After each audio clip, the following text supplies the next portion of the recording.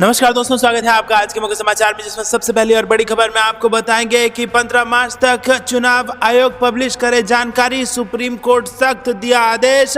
SBI कल तक दे electoral bond की पूरी डिटेल। जी हां दोस्तों, सुप्रीम कोर्ट का आ गया है बड़ा आदेश, जिसके बाद फिर से मच चुका है हड़कंप और चंदे के धंधे पर अब बड़ा खुलासा होने वाला है। इसी के साथ खबर में आगे जिक्र होगा कि सुप्रीम कोर्ट से पड़ी एसबीआई को फटकार, तो बोले राहुल गांधी, सिर के बल खड़ी हुई सरकार, अब खुलेगी चंदे के धंधे की पोल। तीसरी खबर में आपको बताएंगे कि संविधान को फिर से लिखना, नष्ट करना बीजेपी आरएसएस का कुटिल एजेंडा है और हम इसे कभी सफल नहीं होने देंगे, कांग्रेस पार्टी का बड़ा बयान। खबर में आगे जिक्र होगा कि मणिपुर के एमएमए फाइटर ने प्रधानमंत्री मोदी से की खास अपील। भावुक कर देने वाला वीडियो हो गया वायरल और सीधा सीधा प्रधानमंत्री से कहा कि कभी तो मणिपुर के लिए भी समय निकालिए।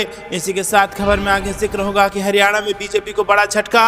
खट्टर सरकार में शामिल जेजेपी ने अकेले लोकसभा चुनाव लड़ने का कर दिया ऐलान। दोस्तों, इसी प्रकार की तमाम बड़ी खबरें आपके लिए लेके आए हैं। हर एक खबर की गहराई में आपको ले जाएंगे, लेकिन उससे पहले अगर आपको भी ऐसा लगता है कि 2024 में होने वाला है बड़ा बदलाव और अगर आप भी खुल के राहुल गांधी का समर्थन करते हैं, तो रोज की इस प्रकार की वीडियो के लिए वीडियो को कीजिए लाइक और चैनल को सब्सक्राइब करके बेल आइकन दबाकर कमेंट में लिखिए जय हिंद। रुक करते हैं सबसे पहली और बड़ी खबर की तरफ, जहां पर आपको बता दें कि सीबीआई को इलेक्टोरल बॉन्ड की पूरी डिटेल देने का सुप्रीम कोर्ट का आदेश और 15 मार्च तक इसे चुनाव आयोग को पब्लिश करने का दिया आदेश। जी हां दोस्तों, आपको बता दें कि चुनावी बॉन्ड से जुड़े मामले में सुप्रीम कोर्ट में सुनवाई हुई और यह सुनवाई भारतीय स्टेट बैंक की उस याचिका पर हुई जिसमें राजनीतिक दलों को मिले हर चुनावी बॉन्ड के विवरण का खुलासा करने के लिए समय सीमा को 30 जून 2024 तक बढ़ाने की गुजारिश की गई थी। वहीं सुप्रीम कोर्ट ने सख्ती दिखाते हुए कहा है कि एसबीआई कल ही यानी कि आज तक बॉन्ड से जुड़ी सारी जानकारी दे दे और चुनाव आयोग इसे 15 मार्च तक पब्लिश भी कर दे। सुप्रीम कोर्ट ने भारतीय स्टेट बैंक के उस आवेदन को खारिज कर दिया जिसमें भारत के चुनाव आयोग को चुनावी बॉन्ड का विवरण जमा करने के लिए 30 जून तक का समय बढ़ाने की मांग की गई थी और कोर्ट ने एसबीआई से 12 मार्च तक चुनावी बॉन्ड के विवरण का खुलासा करने को कहा। सुप्रीम कोर्ट ने एसबीआई को चेतावनी दी है कि अगर बैंक ने 12 मार्च तक बॉन्ड का विवरण चुनाव आयोग को नहीं सौंपा तो वो उसके खिलाफ अवमानना की कार्रवाई शुरू कर देगा। दोस्तों, भारतीय स्टेट बैंक की ओर से पेश वरिष्ठ वकील हरीश साल्वे ने सुप्रीम कोर्ट को बताया है कि बैंक को भारत के चुनाव आयोग की चुनावी बॉन्ड का विवरण जमा करने के लिए अतिरिक्त समय की आवश्यकता है। साल्वे का कहना है कि एसबीआई की एकमात्र समस्या ये है कि उसे पूरी प्रक्रिया उलटनी पड़ेगी। रुक करते हैं अगली ब्रेकिंग न्यूज की तरफ।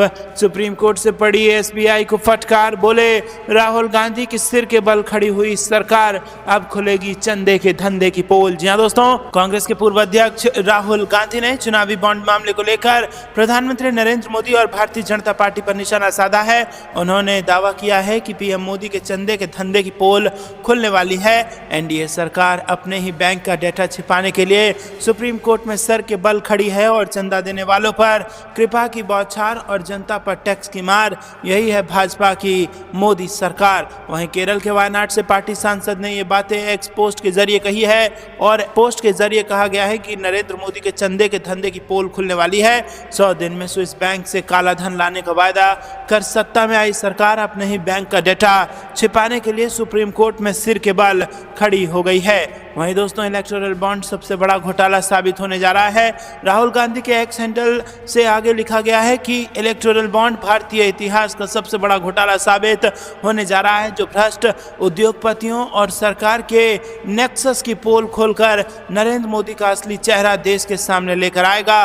क्रोनोलॉजी स्पष्ट है, चंदा दो धंधा लो, चंदा दो प्रोटेक्शन लो, चंदा देने वालों पर कृपा की बौछार और आम जनता पर टैक्स की मार, यही है भाजपा की मोदी सरकार। सुप्रीम कोर्ट से एसबीआई को झटका फटकार के साथ मिली कड़ी चेतावनी। कांग्रेस के पूर्व चीफ की तरफ से ये बातें सामने आई है और ऐसे वक्त पर कही गई है जब कुछ ही देर पहले भारतीय स्टेट बैंक को सुप्रीम कोर्ट की ओर से बड़ा झटका लगा और सर्वोच्च अदालत में न सिर्फ एसबीआई की याचिका को खारिज कर दिया गया बल्कि इसी के साथ समय सीमा बढ़ाए जाने की गुजारिश आदेश को खारिज कर देने के बाद देश की सबसे बड़ी अदालत ने उसे फटकार के साथ कड़ी चेतावनी भी दे डाली। सुप्रीम कोर्ट के 5 जजों की संविधान पीठ ने एसबीआई से पूछा कि 26 दिनों में आपने क्या कदम उठाए।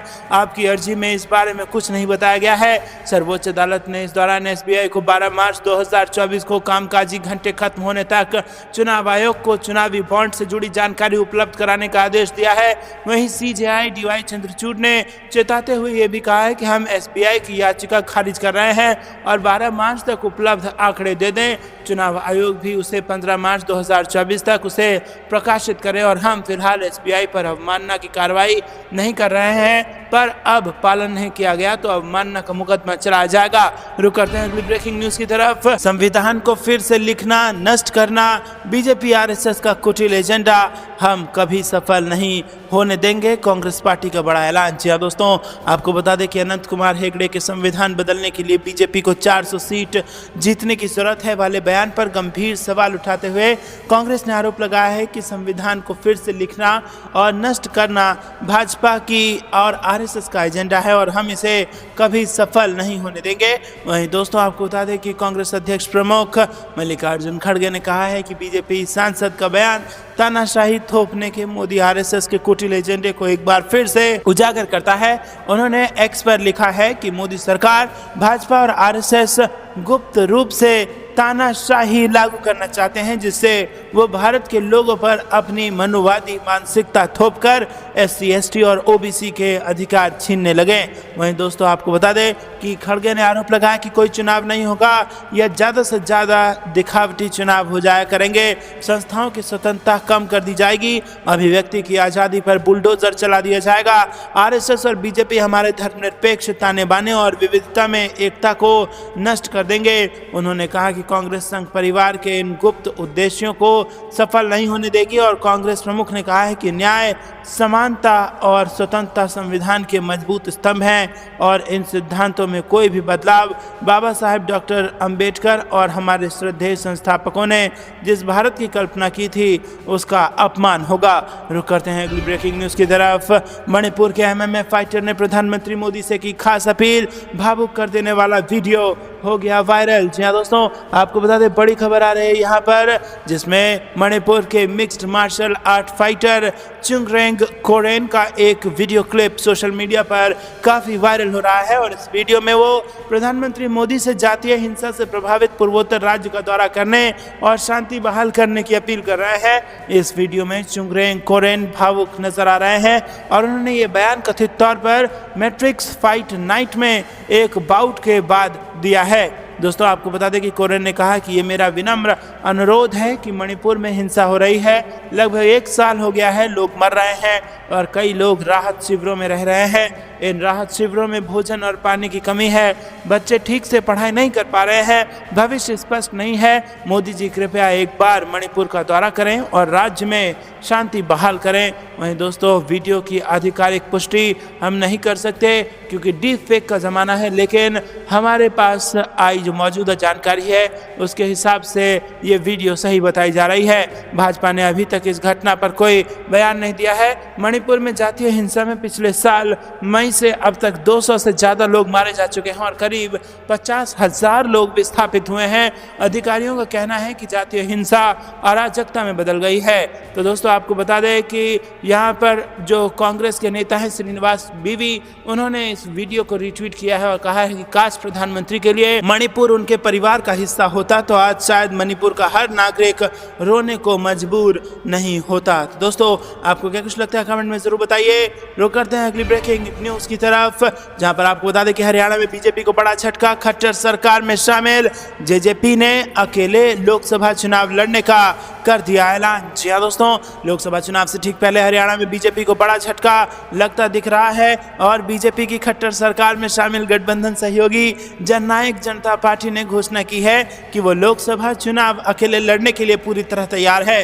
और खास बात यह है कि इस पार्टी के नेता दुष्यंत चौटाला बीजेपी जेजेपी गठबंधन गठबंधन सरकार में उप मुख्यमंत्री हैं। और हरियाणा में जेजेपी के एक नेता ने दुष्यंत चौटाला के हवाले से कहा है कि जेजेपी समन्वय समिति ने गठबंधन के मुद्दे पर 2 दौर की बातचीत की है और उन्होंने कहा है कि हिसार और भिवानी महेंद्रगढ़ लोकसभा सीटें जेजेपी की प्राथमिकता है, जिन पर गठबंधन की संभावना पर चर्चा की जा सकती है। पार्टी 10 की 10 सीटों पर अपनी तैयारी कर रही है। रुक करते हैं अगली ब्रेकिंग न्यूज की तरफ। गिरिराज सिंह के खिलाफ बेगूसराय में जमकर विरोध प्रदर्शन, सांसद का काफिला रोक, मुर्दाबाद के लगे नारे, काले झंडे भी दिखाए गए। जी दोस्तों, बेगूसराय के सांसद सह केंद्रीय मंत्री गिरिराज सिंह का दर्जनों लोगों ने बीजेपी झंडा के साथ काला झंडा लेकर विरोध प्रदर्शन किया और लोगों ने गिरिराज सिंह वापस जाओ और गिरिराज सिंह मुर्दाबाद के नारे लगाए। NH-28 पर रानी गांव के पास गिरिराज सिंह के काफिले को रोककर काफी संख्या में लोग हाथों में भाजपा का झंडा और एक हाथ में काला झंडा लेकर पहुंचे। लोगों ने गिरिराज सिंह के वाहन को रोककर जमकर नारेबाजी की। और इसी के साथ आपको बता दें कि गिरिराज सिंह बरौनी डायरी में समारोह से हिस्सा लेने के बाद बछवाड़ा में आयोजित 14 सड़कों के शिलान्यास और उद्घाटन समारोह में शामिल होने जा रहे थे।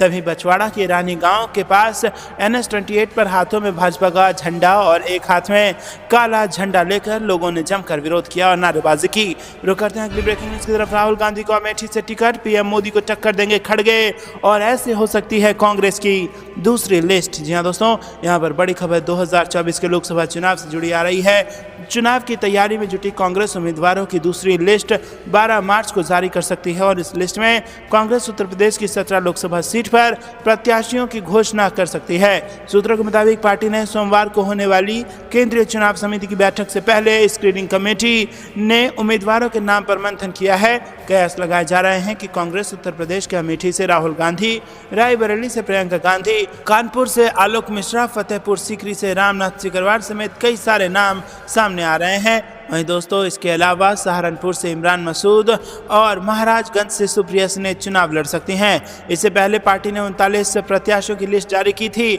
और पहली लिस्ट में कांग्रेस ने कई दिग्गज नेताओं को टिकट दिया था। पार्टी ने राहुल गांधी को केरल की वायनाड, भूपेश बघेल को छत्तीसगढ़ के राजनांदगांव, DK सुरेश को बेंगलुरु ग्रामीण, शशि थरूर को केरल के तिरुवनंतपुरम और KC वेणुगोपाल को केरल की अलपुझा सीट से मैदान में उतारा है। रुक करते हैं अगली ब्रेकिंग न्यूज की तरफ। ED बन गया बीजेपी का सहयोगी दल, शरद पवार ने सरकार पर लगाया आरोप। जी हाँ दोस्तों, राष्ट्रवादी कांग्रेस पार्टी के अध्यक्ष शरद पवार ने सोमवार को आरोप लगाया कि भाजपा नीति सरकार विपक्षी नीतियों के बीच डर पैदा करने के लिए प्रवर्तन निदेशालय जैसी एजेंसियों का दुरुपयोग कर रही है और उन्हें ED को भाजपा का सहयोगी दल बताया। ED का बजट 2022 में 300 करोड़ रुपए से बढ़कर 404 करोड़ रुपए हो गया। पुणे में पवार ने 2005 से 2023 के बीच ED की कार्रवाई के आंकड़ों का हवाला देते हुए दावा किया है कि संघीय जांच एजेंसियों ने इस दौरान 5,806 मामले दर्ज किए और उनमें से केवल 25 का निस्तारण किया। पूर्व केंद्रीय मंत्री ने कहा कि मामलों के निस्तारण की दर 0.42% तथा दोषसिद्धि की दर महज 0.40% है और ED का बजट 2022 में 300 करोड़ रुपए से बढ़कर 404 करोड़ रुपए का हो गया है। रुक करते हैं अगली ब्रेकिंग न्यूज की तरफ। 6 विधायकों को अयोग्य ठहराकर मजबूत हुई सुक्खू सरकार, 53% लोगों ने दिया सरकार का साथ। जी हाँ दोस्तों, आपको बता दें कि हिमाचल में राज्यसभा सीट पर 40 विधायकों वाली सुक्खू सरकार 15 MLA वाली भाजपा से हार गई और उसके बाद हिमाचल में सियासी हड़कंप है। विधानसभा अध्यक्ष कुलदीप पीठानिया ने क्रॉस वोटिंग करने पर कांग्रेस के 6 विधायकों को अयोग्य घोषित किया है। अब ये विधायक उत्तराखंड के किसी होटल पर हैं और इन विधायकों पर कार्रवाई कर पूरे प्रदेश में गांव से लेकर शहर तक जोरदार डिबेट हो रही है। और इसी ज्वलंत मुद्दे पर प्रदेश के अग्रणी मीडिया हाउस ने जनता की राय जानने के लिए इस बार साप्ताहिक सर्वे में सवाल पूछा था कि क्या 6 विधायक को अयोग्य ठहराकर सुक्खू सरकार मजबूत हुई है। इस पर जनता का जो नतीजा आया उसमें 43% लोगों ने अपनी बेबाक राय दी है और सर्वे में कुल 2233 लोगों ने अपना पक्ष रखा। जी हाँ दोस्तों, आपको बता दें कि सर्वे में राय देने वालों में से 53% लोगों ने सरकार के फैसले को सही बताया और कहा कि इससे सुक्खू सरकार मजबूत हुई है। रुक करते हैं अगली ब्रेकिंग न्यूज की तरफ। राबड़ी देवी ने दाखिल किया नामांकन, लालू यादव ने दिखाया विक्ट्री साइन, 21 मार्च को चुनाव। जी हां दोस्तों, बिहार विधान परिषद चुनाव के लिए महागठबंधन की ओर से 5 प्रत्याशियों ने नामांकन दाखिल किया और इस दौरान आरजेडी की ओर से पूर्व सीएम राबड़ी देवी ने नामांकन दाखिल किया। इस दौरान आरजेडी सुप्रीमो लालू यादव समेत पार्टी के कार्यकर्ता मौजूद रहे। राबड़ी यादव के नामांकन भरने के बाद लालू ने विक्ट्री साइन दिखाया और आरजेडी की ओर से अब्दुल बारी सिद्दीकी, प्रदेश आरजेडी प्रवक्ता डॉक्टर उर्मिला ठाकुर एवं आरजेडी के कार्यकारिणी सदस्य फैजल अली ने नामांकन भरा। वहीं माले की ओर से शशि यादव ने पर्चा दाखिल किया और इस दौरान कांग्रेस के समर्थक भी विधानसभा में मौजूद रहे और महागठबंधन के प्रत्याशियों का समर्थन किया।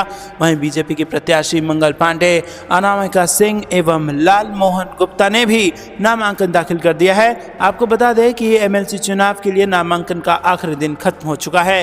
रुक करते हैं अगली ब्रेकिंग न्यूज की तरफ। आपस में भिड़े योगी सरकार के 2 मंत्री ओम प्रकाश राजभर को दारा सिंह चौहान ने दे डाली नसीहत। जी हां दोस्तों, उत्तर प्रदेश में योगी आदित्यनाथ सरकार के दूसरे कार्यकाल का पहला मंत्रिमंडल विस्तार बीते सप्ताह हुआ है और इस मंत्रिमंडल विस्तार में सुभाषपा प्रमुख ओम प्रकाश राजभर और बीजेपी के एमएलसी दारा सिंह चौहान को मंत्री बनाया गया है। लेकिन अब दारा सिंह चौहान को ओम प्रकाश राजभर का एक बयान रास नहीं आया है। दरअसल सुभाषपा प्रमुख ने मंत्री पद की शपथ लेने के कुछ दिन बाद एक जनसभा में कहा कि केवल मैं ताकतवर हूं, मैं किसी से नहीं डरता हूं। इसके बाद मंत्री दारा सिंह चौहान को उनकी ये बात रास नहीं आई है और उन्होंने कहा कि राजभर को गलतफहमी होगी, ये अहंकार ठीक नहीं है। ओम प्रकाश राजभर के बयान बीते कुछ दिनों के दौरान खासतौर पर सुर्खियों में रहे हैं। उन्होंने कहा था कि पीला गमछा ही ताकत है और उनके इस बयान पर योगी सरकार के मंत्री ने कहा कि उनके इस बयान से हमारे कार्यकर्ता नाराज है। रुक करते हैं ब्रेकिंग न्यूज की तरफ। बिहार में फिर होगा खेला, बदल गए चिराग पासवान के तेवर, बिना नाम लिए नीतीश पर बरसे और महागठबंधन पर साधी चुप्पी। जी हां दोस्तों, आपको बता दें कि एक तरफ बिहार को लेकर एनडीए में सीट बंटवारे को लेकर मंथन जारी है, तो वहीं दूसरी तरफ रामविलास पासवान की लोजपा के अध्यक्ष चिराग पासवान को लेकर सियासी कयासों का दौर जारी है और जिसकी शुरुआत बिहार में पीएम मोदी की रैलियों में उनकी गैर हाजिरी से हुई थी। वहीं दोस्तों, कहा जा रहा था कि सीटों को लेकर चिराग पासवान बीजेपी आलाकमान से नाराज चल रहे हैं, जिसके बाद कुछ दिन पहले उन्होंने बीजेपी अध्यक्ष जेपी नड्डा से मुलाकात की जिसमें सीट शेयरिंग को लेकर चर्चा हुई। वहीं बताया गया है कि चिराग ने बीजेपी के सामने 6 सीटों की डिमांड रखी है और इस बीच खबरें यह भी आई हैं कि महागठबंधन की ओर से चिराग की लोजपा को 8 सीटों का ऑफर दिया गया है। रुक करते हैं अगली ब्रेकिंग न्यूज की तरफ। जैसे अटल की हवा का रुख मोड़ा वैसे ही निकलेगा मोदी का तोड़। कांग्रेस ने 2024 में झोंका सोनिया गांधी का 2004 वाला विनिंग फार्मूला। जी हां दोस्तों, आपको बता दें कि लोकसभा चुनाव में विपक्षी पार्टी कांग्रेस भाजपा के विजय रथ को रोकने की कोशिश में लगी है।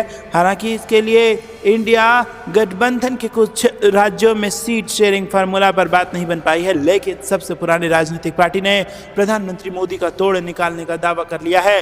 कांग्रेस पार्टी के नेता जयराम रमेश ने कहा कि जिस तरह से साल 2004 में सोनिया गांधी के विनिंग फार्मूले पर पार्टी ने जीत हासिल की थी, उसी तरह इस बार के चुनाव में कांग्रेस उतरेगी। दोस्तों, आपको क्या कुछ लगता है, क्या वाकई में इस बार खेल पलट जाएगा? कमेंट में अपनी राय जरूर बताइए। वीडियो को लाइक जरूर कीजिएगा। रुक करते हैं अगली ब्रेकिंग न्यूज की तरफ। उद्धव ठाकरे का बड़ा बयान, बोले बीजेपी सिर्फ छीनना जानती है, हम चुनाव में उसका चोर बाजार खत्म कर देंगे। शिवसेना यूबीटी के प्रमुख उद्धव ठाकरे ने कहा कि भारतीय जनता पार्टी कभी किसी आंदोलन या संघर्ष का हिस्सा नहीं रही है और ना ही उसने खुद से कुछ बनाया है, वो केवल दूसरों से छीनना जानती है। उन्होंने कहा कि बीजेपी स्वतंत्रता आंदोलन, संयुक्त महाराष्ट्र संघर्ष या मराठवाड़ा मुक्ति संग्राम का हिस्सा नहीं थी, वो केवल छीनना जानती है और हम चुनाव में बीजेपी के चोर बाजार को नष्ट कर देंगे।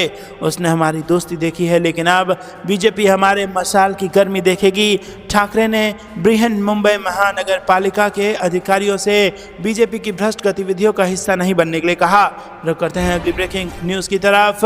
चुनाव आयुक्त की नियुक्ति करने से सरकार को रोके सुप्रीम कोर्ट पहुंची कांग्रेस। जी दोस्तों, चीफ इलेक्शन कमिश्नर और चुनाव आयुक्तों की नियुक्ति से सरकार को रोकने के लिए मध्य प्रदेश कांग्रेस की महिला नेता जया ठाकुर सुप्रीम कोर्ट पहुंची हैं।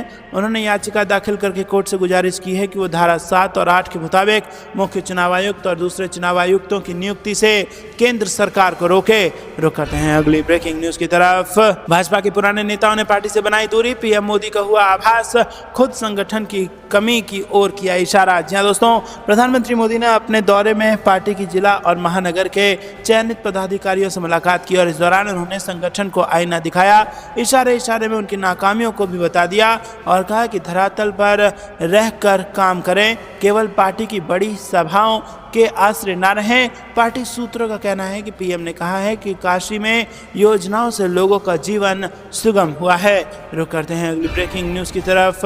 बड़े लाट साहब हो गए हैं। शिवराज सरकार में कैबिनेट मंत्री रही बीजेपी के सीनियर लीडर का डिप्टी सीएम ने नहीं उठाया कॉल तो बुरी तरह से भड़की। जी हाँ दोस्तों, बीजेपी की सीनियर लीडर और पूर्व कैबिनेट मंत्री कुसुम महदेल अपनी ही सरकार के उप मुख्यमंत्री से नाराज हो गई हैं और उनकी नाराजगी सार्वजनिक हो गई है।